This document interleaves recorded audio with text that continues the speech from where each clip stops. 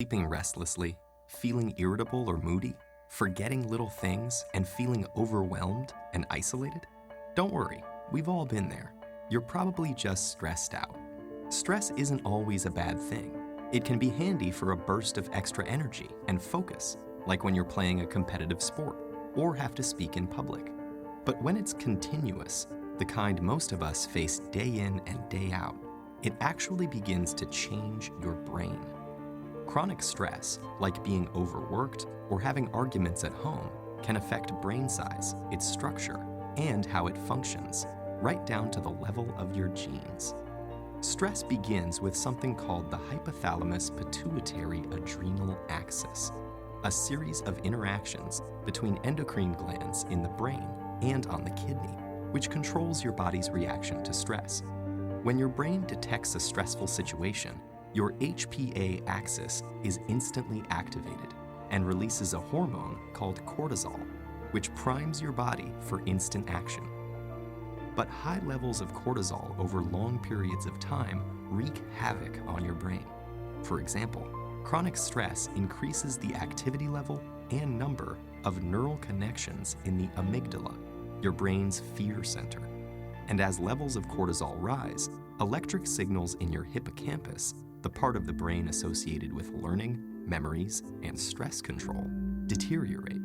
The hippocampus also inhibits the activity of the HPA axis, so when it weakens, so does your ability to control your stress. That's not all, though.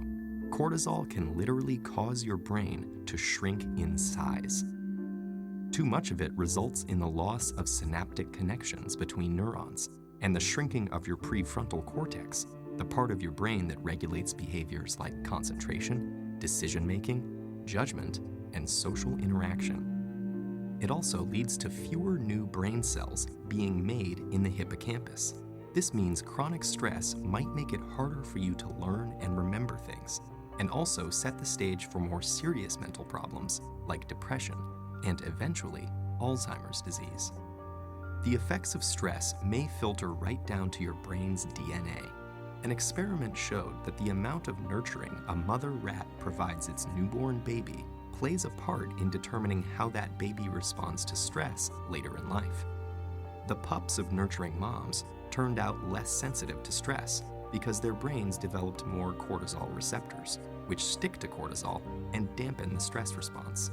The pups of negligent moms had the opposite outcome, and so became more sensitive to stress throughout life.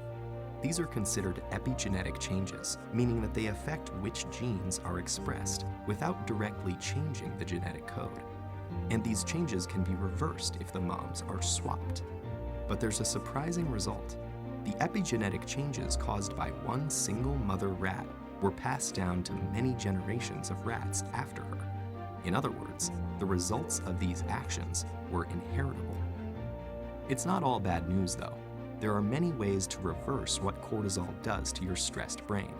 The most powerful weapons are exercise and meditation, which involves breathing deeply and being aware and focused on your surroundings. Both of these activities decrease your stress and increase the size of the hippocampus, thereby improving your memory. So don't feel defeated by the pressures of daily life.